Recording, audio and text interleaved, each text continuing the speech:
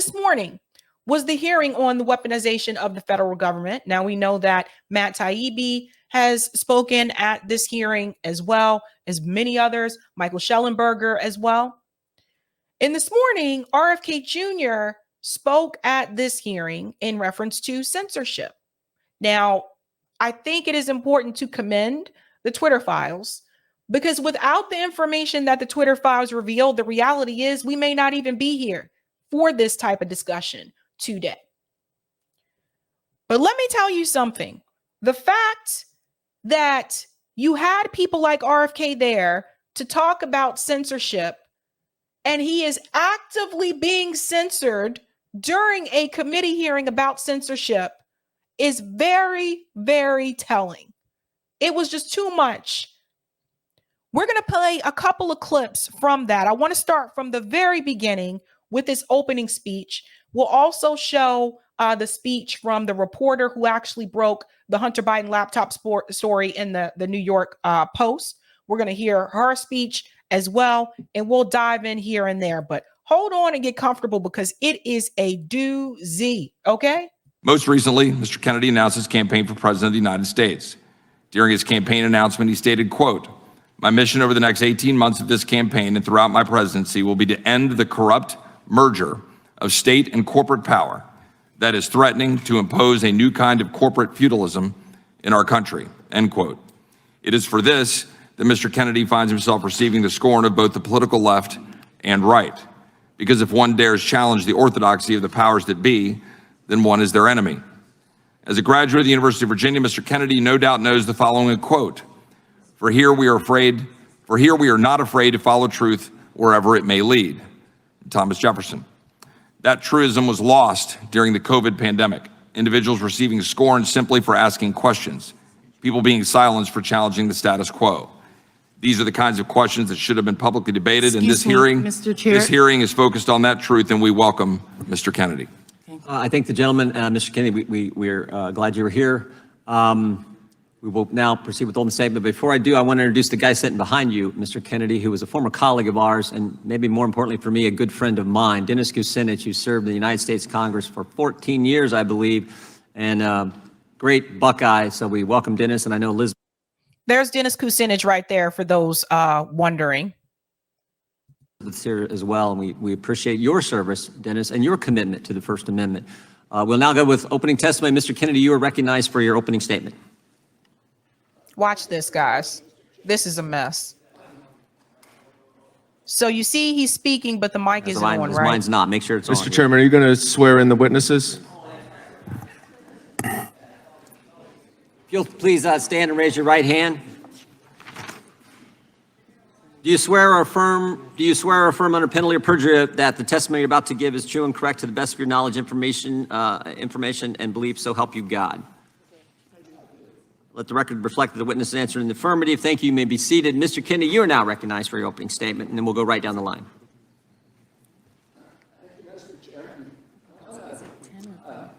He's going to go a little longer. Excuse me, point of order. I know that witnesses usually have 5 minutes. I see 10 minutes on the board. Is it going to be 10 minutes for every? That's Stacey Plaskett. That's Delegate Plaskett. You guys know how she can be in these hearings. So he's just waiting to talk. 5 minutes, but we're pretty lax with this. We'll let him go for. We are? Yeah. I've seen you gavel down on quite a number of witnesses. We've given senators and former Democrat members of Congress and all kinds He's of folks. neither. He's neither. I'm just saying in past history. Okay. But Let's just watch the time for all the witnesses. And if you want to cut him off and censor him some more, you're welcome to do it. Oh, that's not my job. That's your job. Why don't you threaten a witness so that they can not want to be a witness? You guys hear this? These people are running our country. This is ridiculous. It's interesting she mentions, why don't you threaten the witness? Wasn't she the one that threatened Matt Taibbi with jail time? Okay. Kennedy is recognized for his opening statement. We'll give him 5 minutes, more or less, and then we'll move to the next one. Mr. Kennedy, go right ahead. Thank you, Mr. Chairman. Mr. Chairman, maybe we could put 5 minutes on the clock then, not 10. What a Put 5 doozy. on the clock and we'll start it running.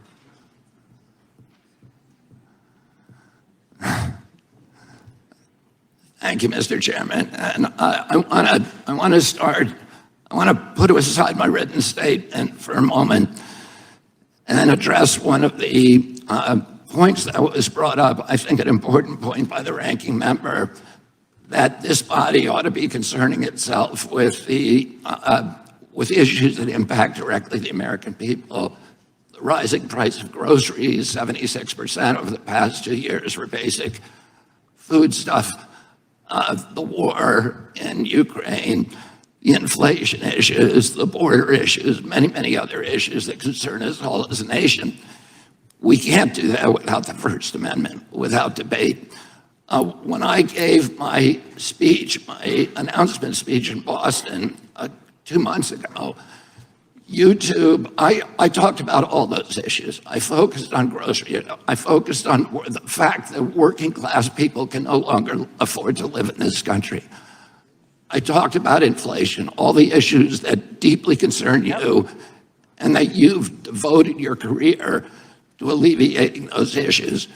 5 minutes into my speech, when I was talking about Paul Revere, YouTube deplatformed me. Yep. I didn't talk about vaccines in that speech. I didn't talk about anything that was a verboten subject. That is 100% true. And I know that because, myself and Eric, my producer, we were there in person in Boston, live streaming that speech. And that is 100% true. He didn't bring up that, the jab issue at all.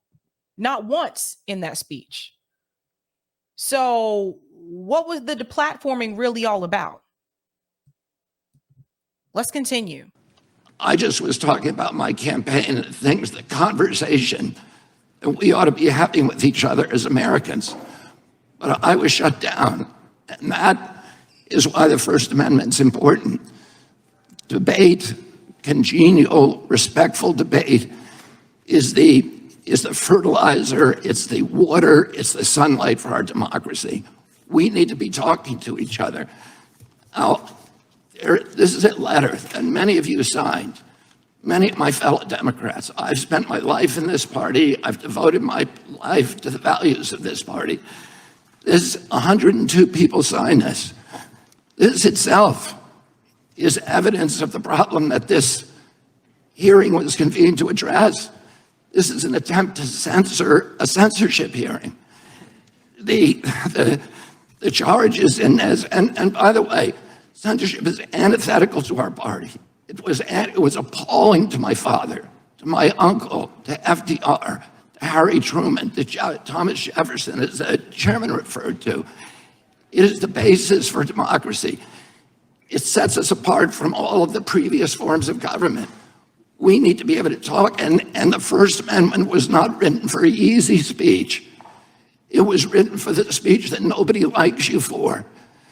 And I was censored not just by the Democratic administration, I was censored by the Trump administration. I was the first person censored by as the chairman pointed out, by the Biden administration 2 days after it came into office. To make a long story short, he's been censored for a long time. I believe during his announcement, he said it's been 14 years that they prevented him from basically getting his voice heard. So the censorship issue it's a big one. You guys know this is like a big pet peeve of mine because I do think it is really important that people's voices are heard. And I feel like if we do not have free speech, then what do we have? Like that's that one thing that you can have that doesn't cost you any money to have, right? So if they take that away, what else are they going to take away, right? What other rights are they going to take away from you? It ordered a truthful, and by the way, they had to invent a new word called malinformation to censor people like me. There was no misinformation on my Instagram account. Everything I put on that account was cited and sourced to peer-reviewed publications or government databases. Nobody has ever pointed to a single piece of misinformation that I publish. I was removed for something they called malinformation. Malinformation is information that is true, but is inconvenient to the government, that they don't want people to hear. And that's antithetical to the values of our country. After I announced my presidency, it became more difficult for people to censor me outright. So now I'm subject to this new form of censorship, which is called targeted propaganda, where people apply pejoratives like anti-vax. I've never been anti-vaccine. We got to skip this part. Sorry. I know how YouTube can be. Orrin Hatch to our house at the compound in Hyannisport.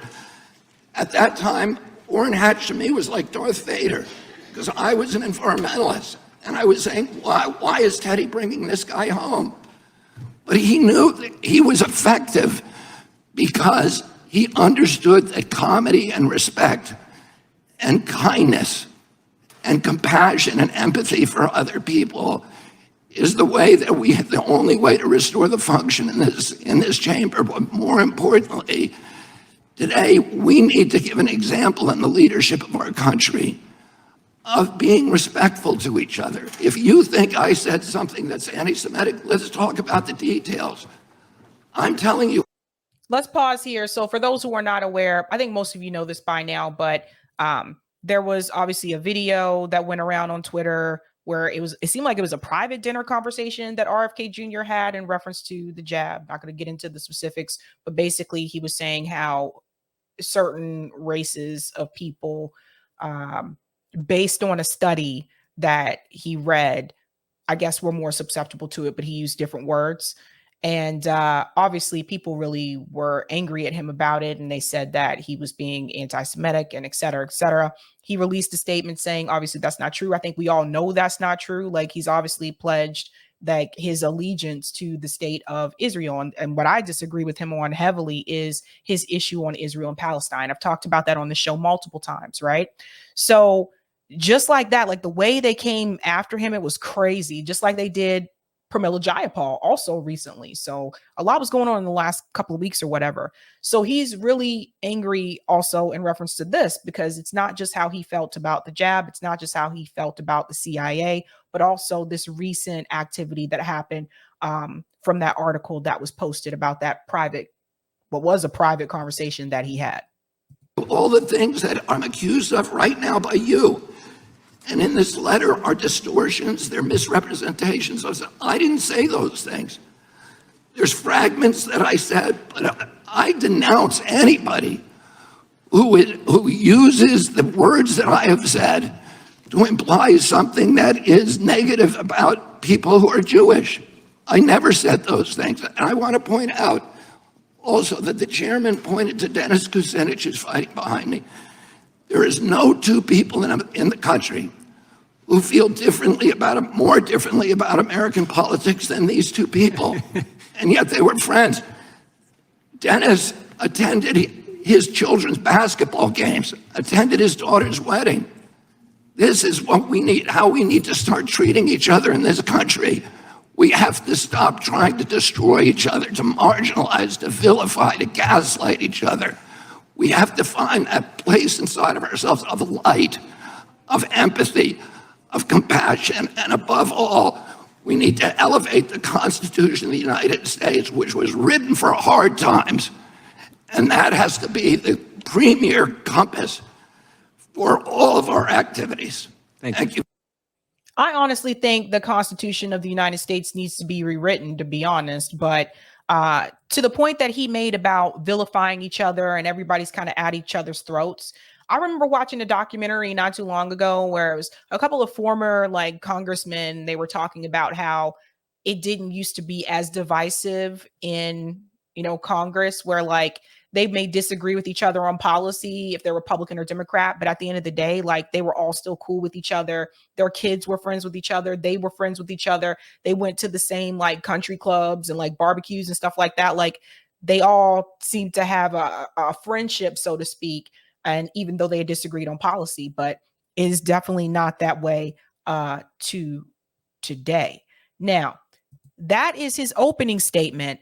Now, I want to go ahead and fast forward to the statement given by the journalist that actually broke that Hunter Biden laptop story. So let's hear from her and we'll get back to RFK Jr. They did censor him a lot. So I don't have a lot to show you of what he said that I can actually play on here, but let's get to Emma. My name is Emma Jo Morris, politics editor at Breitbart. I'm here today because I published a series of news stories 3 years ago in October of 2020 about Hunter Biden's now infamous laptop, also known as the laptop from hell, which is seen as some of the most scandalous reporting of the last decade. What was more scandalous than the reporting itself, though, was the fact that it exposed the unholy alliance between the intelligence community, social media platforms, and legacy media outlets. At the time, I was deputy politics editor at the New York Post, and my reporting showed that despite then candidates Joe Biden's repeated and furious denials, he was apparently involved in the foreign business deals of his family. Over several days, just weeks before Americans would vote for their next president, I revealed verified, authentic emails from the Biden Scion's hard drive showing Ukrainian business partners receiving leaks from the Obama White House. I documented an off-the-books meeting between then Vice President Biden and a Ukrainian energy executive and introduced the world to the big guy who got action on a deal with CEFC, China Energy Company. The Post published exactly how the material for the reporting was obtained, even identifying our sources, as well as a federal subpoena showing the FBI was in possession of the material the story was based on and had been since December of 2019. But when the stories appeared on social media that morning, the venue where millions of Americans go to find their news and editors to get their angles, within hours, the reporting was censored on all major platforms on the basis of being called hacked or Russian disinformation. Let's pause here for a second. If you remember going back to the Twitter files, remember one of the files that was released was actually one of the big ones was the Hunter Biden laptop story and how the FBI actually had their hand in Twitter's back pocket in reference to suppressing and censoring that particular story. It was her who broke the story and it was in the New York Post. So it was shared on Twitter. So they actively contacted Twitter executives and told them to, don't you keep that story up there, remove that story. This is Russian information. That's the excuse that they use to tell them to remove it, right? Obviously, we see now that that obviously is not the case, that it was very much real. That laptop did exist. She'll go on to explain more, but I just want to take it back to, again, had it not been for the Twitter files, would we be where we are right now today? Would this hearing have even happened? Twitter refused to allow users to share the link to the stories, banned the links from being shared in private messages, a policy, by the way, that's used to clamp down on child porn, and locked the Post out of its verified account. Facebook said it would curb distribution and reach of the links on its platform. However, the stories were not based on hacked materials, nor were they Russian disinformation. And despite those claims appearing to come out of thin air at the time, we would eventually learn that they actually didn't come out of thin air at all. On October 19th, 5 days after the Post began publishing, Politico ran a story headlined, "Hunter Biden's story is Russian disinfo, dozens of former intel officials say." God, I can't even say that with a straight face, you know? She laughed in their face because it's absolutely ridiculous. And that shows you where Politico stands too. See how Politico just followed the State Department talking points? Politico had no proof of that, right? Politico printed a letter completely uncritically from veteran members of the U.S. intelligence community, falsely claiming that the Post expose has, quote, all the classic earmarks of a Russian information operation. My God. Most notable among the signatories of that letter were Jim Clapper from former DNI, Michael Hayden, former CIA, John Brennan, former CIA, despite having such damaged credibility following their participation in the Russia collusion conspiracy theory. A few days later, on October 22nd, when Biden appeared in the second presidential debate and was confronted with the facts of the Post reporting, he said to Trump, quote, 50 former national intelligence professionals said this, what he's accusing me of is a Russian plot. Yep. But it was not. You see how that worked, guys? You see how all they had to do, the FBI, tell the Twitter executives that it's Russian misinformation, tell them that. Then next thing you know, they let Politico know. And then once Politico published that thing, then Joe Biden got his talking cue right then and there. Oh, Politico published it, so I'll just go ahead and repeat what they said. So you see, the media was just right in the back pocket of the FBI, just like that, to go with the same talking points so that Joe Biden could say there are 50 sources that say that this is incorrect. And he knew that. Now, fast forward to this year, 3 years later. Just last spring, House investigators revealed it was a call by now Secretary of State Antony Blinken to former acting CIA Director Michael Morrell that prompted the spy letter published by Politico, which bypassed agency approval processes that would have been normally applied. It is also now known that ahead of my reporting, federal agencies were priming social media companies to execute an operation to discredit it. According to internal documents released by Elon Musk upon his acquisition of Twitter, the FBI and other intelligence community members essentially directed the platform's censorship operation, in part externally by working with top management, and in part internally by social media companies hiring eye-popping numbers of agency alumni. Journalist Michael Schallenberger reported, based on documents he obtained from Musk, that during all of 2020, the FBI and other law enforcement agencies repeatedly primed Twitter executives to dismiss reports of Hunter Biden's laptop as a Russian hack and leak operation. Feds arranged for top secret security clearances to be granted to Twitter management, and even had encrypted messaging networks set up, which they dubbed a virtual war room. To this day, hundreds of people from the intelligence community work at social media companies. Over the last few years, my reporting has been confirmed by virtually every mainstream news outlet, from the Washington Post to the New York Times to Politico, when the stakes were nothing, by the way, 2 years later. No one denies that the laptop is real, that the origin story is exactly what I told you it was in the first place. This elaborate censorship conspiracy wasn't because the information being reported on was false. It was because it was true, and it was a threat to the power centers in this country. 100%. Because if that information had gotten out to millions of Americans, particularly when Joe Biden was running for president, those results could have went a different way.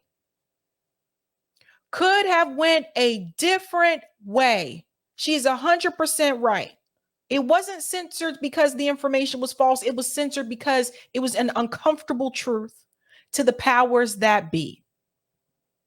And this is why we have to continue to push back on the censorship. Whether you like the person or not, you don't have to like what they said. You don't have to agree with what they said. But that doesn't mean they need to be censored for it. This is incredibly dangerous. What this relationship between the US government officials and American corporations represent is an unprecedented push to undermine the First Amendment, the right to think, write, read, say whatever we want. And how we respond will determine whether we see a free press as inalienable or as optional. Thanks. Well said. So I definitely loved her speech. We're going to go to the next part here. Just a little bit here from Miss Maya Wiley. I don't know if you all are familiar with her. I'm going to give you a little bit about her background so you understand why she is about to say what she says. She's interesting because the part I'm going to play for you, she starts off this sentence by saying that she agrees with RFK Jr. So you think she's going to say something good in reference to what RFK Jr. said, but she's not. Maya Wiley actually ran for mayor of New York City along with Andrew Yang and Eric Adams. Maybe you might remember her now. AOC actually endorsed her because Maya Wiley considers herself to be a progressive, so to speak. When I covered that story back then, that was like 2 years ago. It's crazy. It's been 2 years already. When I covered that story back then, one of the things that I alerted people to when I did a little bit of digging is the fact that Maya Wiley was an MSNBC correspondent. And that was not really mentioned when she was running for mayor of New York. So there you go. You had somebody who I felt had a conflict of interest, because if you're working with mainstream media and you're running for mayor, you already have some type of advantage that the other candidates are not going to have. Also, keep that in mind when you hear her talking points on here. She has the narrative that is approved by the State Department. So listen to this. I want to agree with Mr. Kennedy. I want to agree that it's incredibly important for us to be kind and respectful to one another. it is incredibly important for us to be able to understand our experiences across our differences and to have a platform for those communications. And it is deeply vital that they be based in fact, not fiction. And without regard to the intent or what is in the mind of anyone, which I cannot say, including what is in the mind of any of those who are testifying here today. But what I can say is when you make a statement that suggests that based on race, based on... I have to pause right there because that's when she gets into the part where she's referring to the statement that he made in reference to the jab, how it affects other races, you know, some races different than others. That's the way I got to say it here on YouTube. Sorry, guys. But notice how she started that off. I have to agree with him. We have to treat each other kind. But then she says fiction. So she's basically telling you again that what RFK Jr. had to say is fiction. The rest of what she kind of has to say is kind of boring. I'm just going to keep it real. But I wanted you to hear that part. And then we're going to get back into this Hunter Biden laptop part here.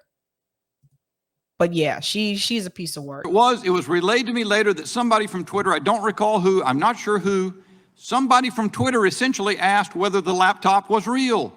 And one of the FBI folks who was on the call did confirm that, yes, it was, before another participant jumped in and said, no further comment. Proceed to the next slide. So you said he was one example. Do you recall other social media companies? Proceed to the next slide. Ms. Dimlow says, I believe Facebook. We met with Facebook soon thereafter. Can't remember if it was the same day or within a couple of days. And they also asked. And I said, no comment. That was the decision we made in those post-meeting deliberations, which is pretty typical. It was an ongoing investigation, and we don't generally comment on ongoing investigative matters when asked. So, Ms. Morris, to your point, I think this shows one thing for sure. You credited Michael Schellenberger and some of his reporting. One of the things that he asked in one of his Twitter Files stories was whether the Foreign Influence Task Force people, the FBI folks who were interfacing with the social media companies, whether they knew about the Hunter Biden laptop contents that the FBI had since December 2019. This guy, Mr. Bishop, he looks like the actor that played the dad in the movie Step Brothers. He looks just like him. So now we know, right? The Foreign Influence Task Force knew it was real. And it wasn't just a few people, it was common knowledge. An analyst on that telephone call before they got their act together admitted that it was real. And then we also know that the social media companies wanted to know if it was real. Of course they did. Because the FBI had been telling them for months to be prepared for a hack and leak operation and also to be prepared for something involving Hunter Biden. Of course they wanted to know. So what do you think about the fact that the FBI, in response to Twitter, told them it was real, then they covered that up or stopped, no further comment, and to Facebook with its billions of users said, no comment, we're not going to tell you. Mm-hmm. And remember, Mark Zuckerberg in his interview with Joe Rogan also revealed that too, that the FBI told him to suppress the Hunter Biden laptop story. Yeah, we know that the FBI knew that it was real. They knew it was real since not just December 2019, which is when the subpoena that I published is from, which was in the original story, the thanks for the meeting with your father from Ukraine story. We published the subpoena. And they had already confirmed, though, which we would learn later, they had already confirmed that the laptop was real and the quote, not manipulated in any way, quote, in November of 2019, a month before they actually obtained the laptop to keep. So why would the FBI, if they knew that it was real and they knew it wasn't manipulated in any way, why would they tell social media platforms to remove that story? Think about that. which is when they gave that subpoena to John Paul Mac Isaac, the owner of the Mac store where Hunter Biden forgot the laptop. And I think that's something that gets glazed over in this reporting. I'm so familiar with it, it's nauseating, which is that Jim Baker was the deputy counsel at Twitter. And if that name doesn't sound familiar, I'll remind you all who that is. He's the former deputy counsel of the FBI. Like, are we supposed to all sit here and pretend that he didn't know what that subpoena was when he saw it in the New York Post? I mean, let's not insult our intelligence here and the intelligence of the American people. Obviously, he knew what it was. Point well taken, Ms. Morris, and my time's expired, but what we have always understood in all likelihood was true, we now have yet one more piece of evidence from the folks at the FBI that they interfered. Comey interfered in 2016. Was it Director Wray himself who interfered in 2020? We still need to know. Okay. Now, again, regardless of if you are a Republican or a Democrat, etc., that is not what is important right now. What is important is the fact that they did indeed cover up the Hunter Biden laptop story, knowing that it was real. Knowing that it was real. Now we're going to move on to this next piece here. I thank the gentleman from North Dakota. Wow, the irony and cognitive dissonance from the other side of the aisle. It's deafening. You could cut it with a knife. They are at the same time denying that censorship is occurring, but suggesting that there's more material that needs to be censored.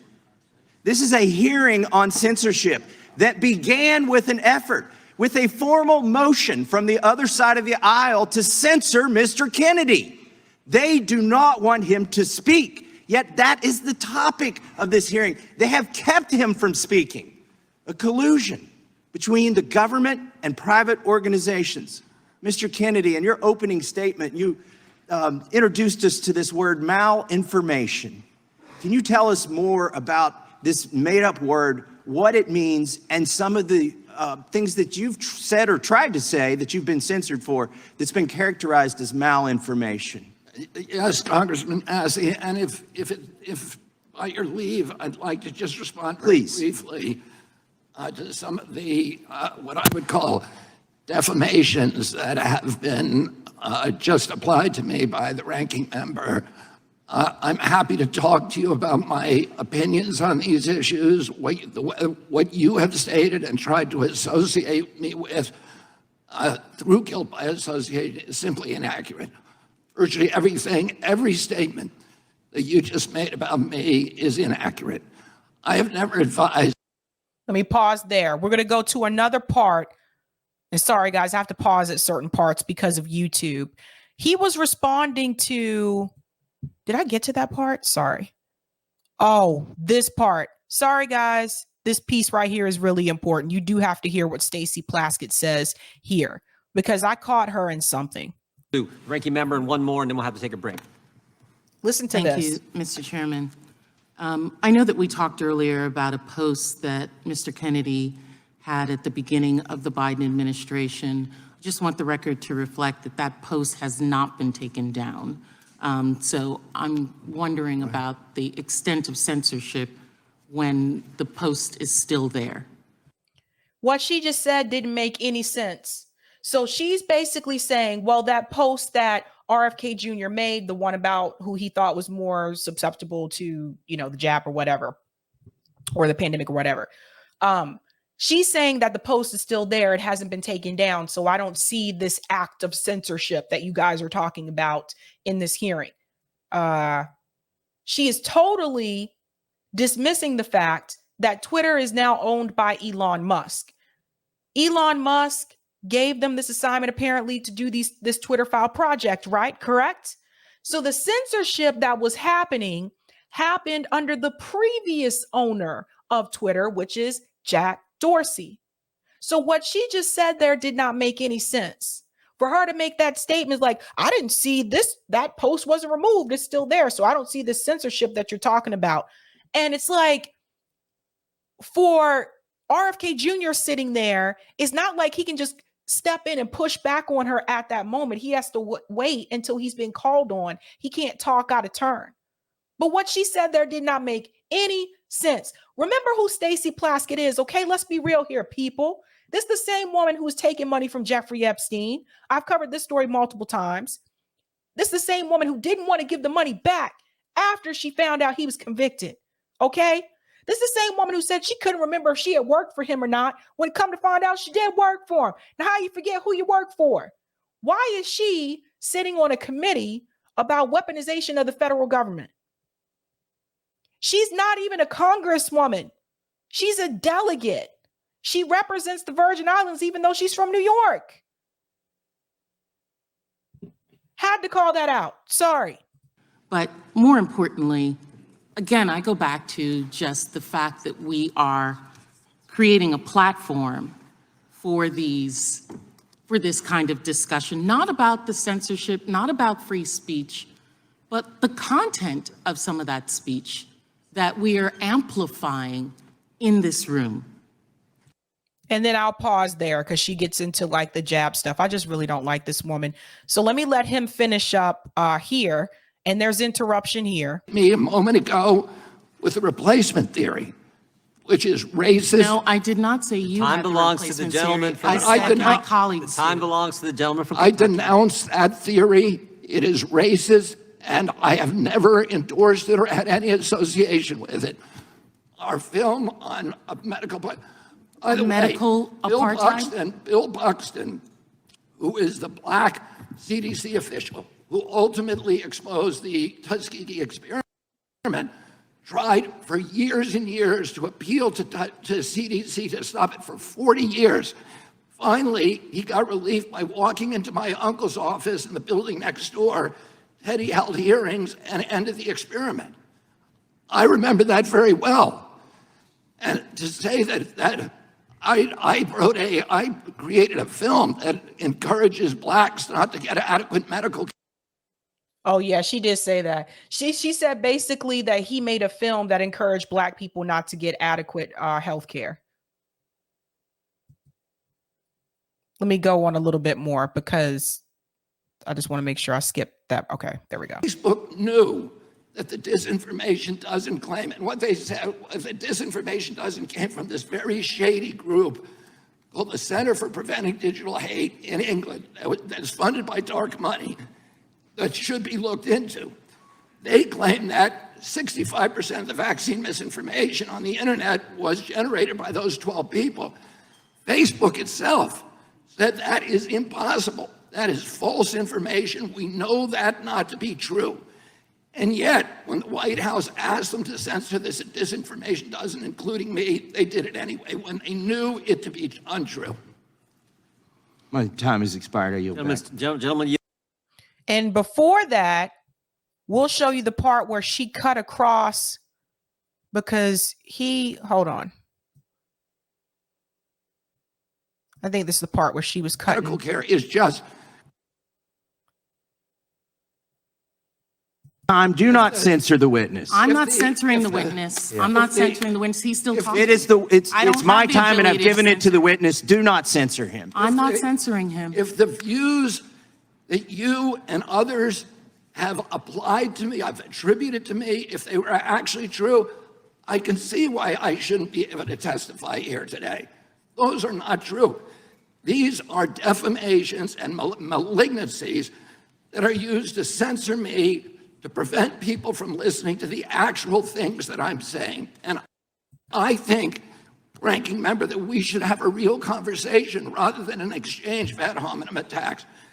And answer very quickly to your question, the term malinformation was coined to describe information that Facebook and Twitter and the other social media sites understood was true, but that the White House and other federal agencies wanted censored anyway for political reasons because it challenged official orthodoxies.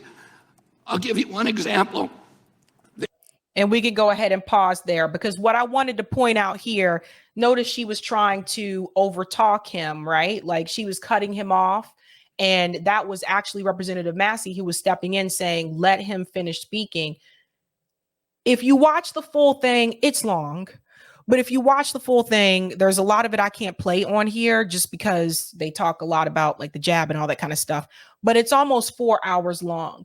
But here you have people at a weaponization of federal government hearing talking about censorship, and they're actively being censored while they're at there having the discussion. They really don't, and I don't agree with RFK Jr. on everything. I've been completely honest with you guys about this. My plan is not to support RFK Jr. But the censorship is ridiculous. Like, it's ridiculous what they are doing. And it's just, and they don't want him. He says, let's sit down and have the conversation. What RFK have to understand is, like, they don't want to have that conversation. They don't want to have it. They want the established narrative that they had to spread throughout the US, actually internationally as well. They want that narrative to be the spoken narrative. Any alternative to that, they're going to smear you. They're going to say it's misinformation. They're going to say you're working with Russia. James Carville is out there again saying that Jill Stein works for Russia and all this stuff. Like, it's just, all these people are just ops. A lot of these people are just, like, they're supposed to be our representatives. They're supposed to represent us. They don't represent me.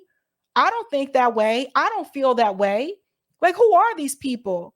They're basically just bought and paid for.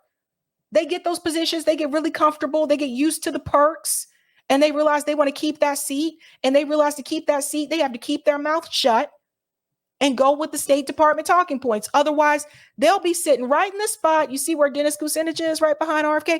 They'll be sitting right in this spot right here where Dennis Kucinich is sitting. They'll be in that seat instead of in the seat they're in right now. And that's why they got rid of Dennis Kucinich. They got him out of Congress because he wanted to push back. And since he kept, winning, they had to redraw his district to get him out of there. That's what they'll do to you. That's how corrupt. This is no fair system. This is no democracy. So it was very like embarrassing, like listening to that earlier today. Like, I was just cringing because a part of me was just like, I can't believe they're actually trying to censor people at a censorship hearing. It's just, the Twitter files have gone a long way. And there is a poll, and I hope you took that poll question. Eric, let me know when you have the poll ready and we can put it up. But there was a poll I did want you to respond to. After that hearing, based on what you saw, do you believe that there will be any change in reference to censorship? Now that you've seen those clips, if you haven't taken that poll, go ahead and take that poll. All right, and Eric has it up. So here we go. After the congressional hearing, do you believe we'll see improvements with censorship? 7% of you said yes, 79% said no, and 14% of you said you are not sure. 756 votes, and it looks like some people are voting now. Yeah, I don't know, man. I don't know. I mean, I'm glad this is being brought to light. I'm happy of the Twitter files because I do feel like we probably would have never known about this had it not been for Matt Taibbi and journalists like Michael Schellenberger who reported this information. We'd still be in the dark. Have a surprise story coming up. If you haven't had a chance to do so, go ahead and hit that like button. That helps me with the algo. Thank you. I'm going to go to the comments first, and I have another story we're going to get into. Thank you for the super chat. None of your business. Kamala was perfect for Vice. She was a Black Biden. Thank you, Roger. Also, F Bernie too for giving the Democrats my number. There you go. Joanne says the goal is to take everything away from us, and they are succeeding. Martha says, by the way, love you, Sabby. Oh, thank you. Love you too.